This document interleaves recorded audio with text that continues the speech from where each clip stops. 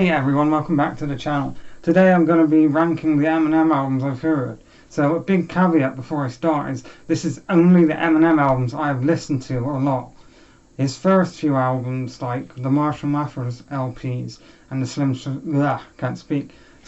Shady LPs, I haven't heard yet. I know the odd song, like The Way I Am and obviously Stan, are two classics, but I haven't actually listened to the album all the way through before, and I am going to, since I've fallen in love with his stuff again.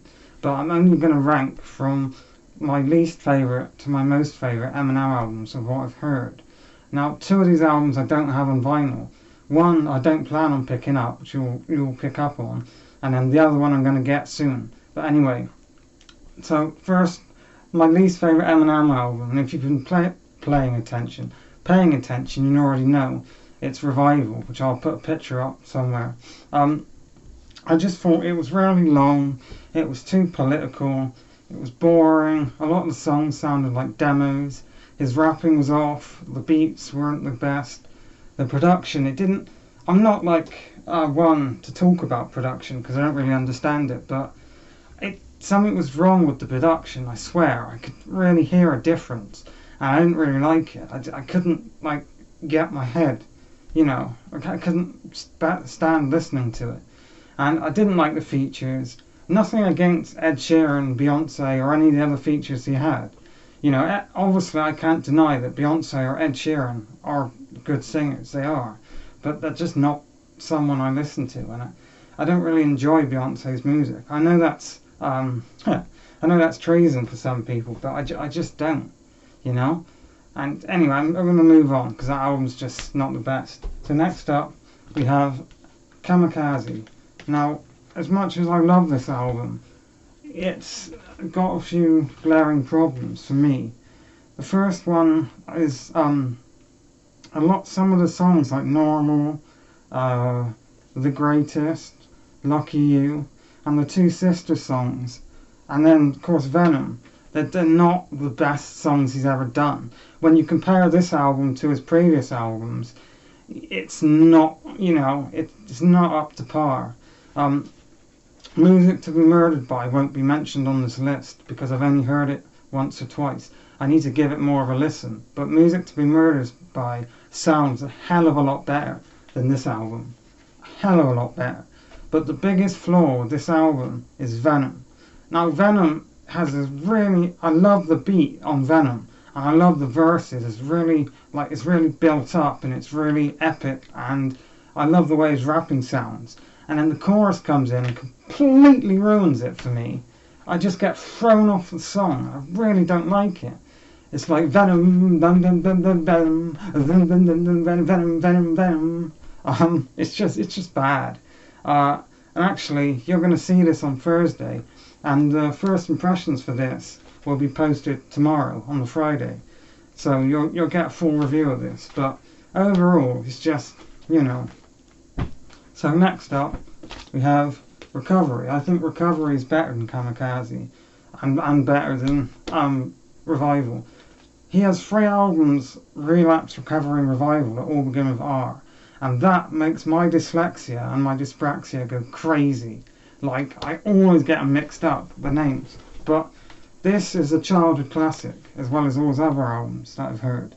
But it's just some songs, like Talking to Myself, it's a bit On Fire, I Won't Back Down, White Trash Party. There are some really great songs on this. So the good songs, Cold Wind Blows has a great beat, great lyrics, a great opening track to your rap album. And I love the bit where God strikes him with lightning. It's absolutely brilliant. And then Won't Back Down feat Pink is alright, but it's not one of the best. Going Through Changes, where he samples the Black Sabbath song, or maybe it's an Aussie song. No, I think it is Black Sabbath.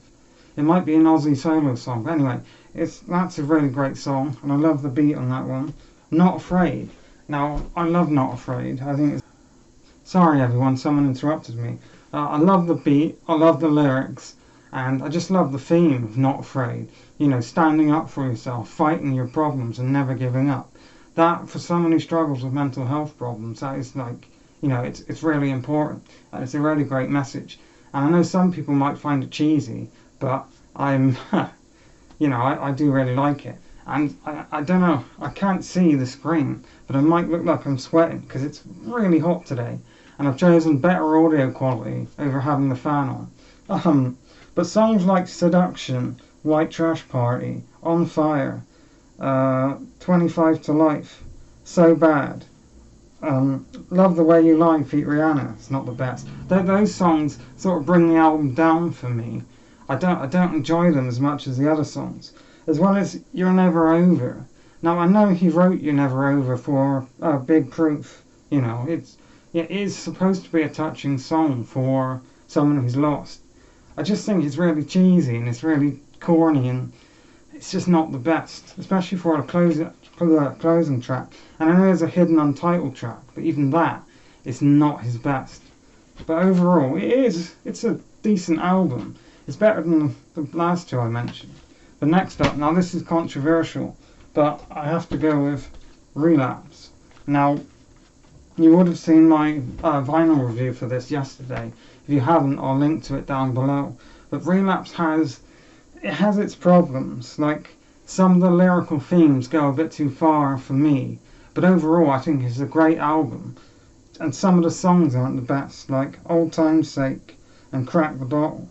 My least favourite part of this album is where Beautiful, you know, leads into a Crack a Bottle. It's a complete mess for me. Like, obviously, you know, you've got this really touching, slow and beautiful song, and then it goes into this song with 50 Cent and Dr. Dre, and it just, like, completely throws me off. It's difficult to explain unless you experience music the same as I do.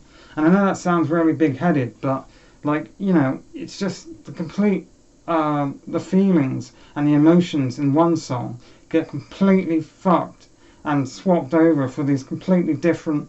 It's on the opposite end of a spectrum. That's what I'm trying to say.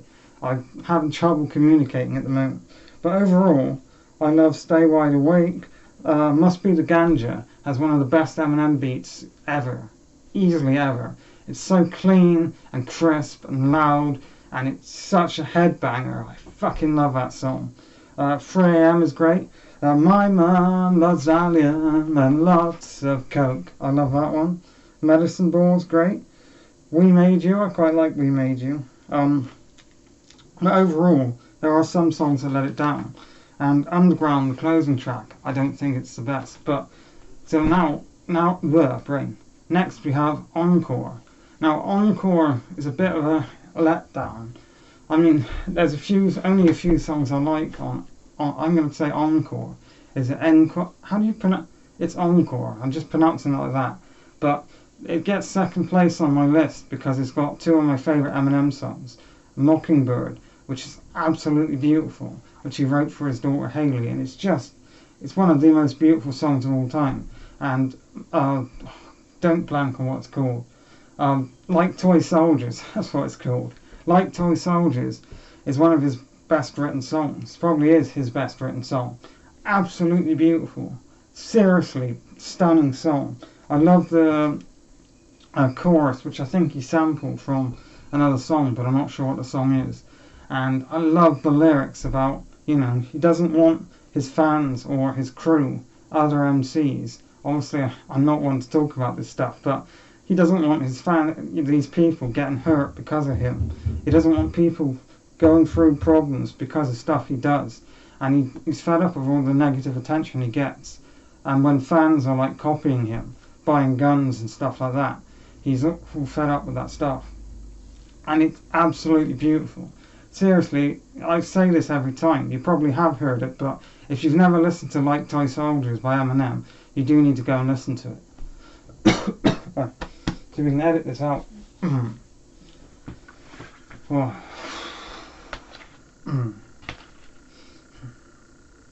And now, my favourite Eminem album. The Eminem album that I hadn't listened to for years, but since buying on vinyl again, it's blown straight to the top. You can probably guess, I did a vinyl review on Monday. The Eminem Show. This is absolutely brilliant. I can't, you know, it just blew me away. White America has quickly become one of my favourite songs of all time. The beat with the drums are so loud in the beat, and I absolutely love it's probably my favourite Eminem beat. Now, obviously me being a rock, I mostly listen to rock music. I love the rock leanings on this album, and White America with that beat is just so damn good. And the White America, I could be one of your kids. White America, it's not, it's that White America. Da, da, da. I love the lyrics about how Dick Cheney and just the establishment really hates him for kicking up a stir. Absolutely brilliant song. And Business is great. Cleaning Out My Closet is one of the most beautiful songs of all time. Absolutely love it. Where he talks about, dealing with his mum and his childhood, which he didn't have the best childhood. If you want to watch the full review of this album, I'll link it down below if I remember. Now, Without Me, of course, is amazing. I like the Soldier and the skit before that where I think it's his girlfriend is kissing another dude. So he's got a gun that apparently isn't loaded, and then he's going to go and shoot his girlfriend. And then that goes into the song, The Soldier. And then I love Say Goodbye Hollywood is an amazing song. And then of course Without Me. Without Me is one of the greatest songs of all time.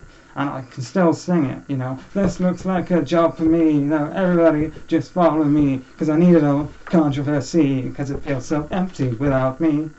The best songs are the songs that you can sing, even though you haven't heard it today. I mean, I last listened to this song probably like 2 days ago. So those are like the, best kind of songs. And then we have, so the standout moment on this album is Sing for the Moment. Sing for the Moment is my favourite Eminem song.